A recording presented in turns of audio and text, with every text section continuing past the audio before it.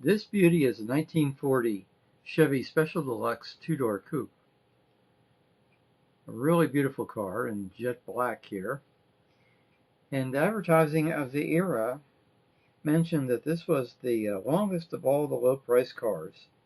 181 inches from the grille to the back bumper. Now this one looks very original except for the interior. Wide white walls, hubcaps. And this is the amazing change they've made to the interior here with the leather upholstery. Gorgeous, perfectly done.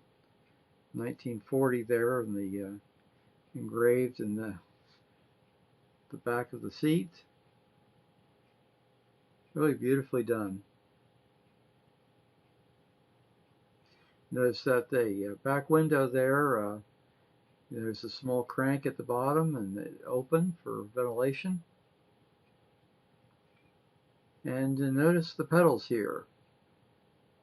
The pedal on the far right was the starter button. You press the accelerator and the starter button at the same time. There's the radio with push buttons. Very deluxe. Nice steering wheel, and notice the fan. Back in the day before air conditioning, you needed a fan to keep the air moving in the car. There's the standard all synchronized manual shift there, and most probably this car had the vacuum assist on the shifting, so there's very little movement of the actual shifter itself. Vacuum power helped to change the gears, but that was kind of unreliable and they kind of did away with that. Notice that back bumper, it has a large protector right there in the middle, and that pulls down, I believe, when you open up the deck lid.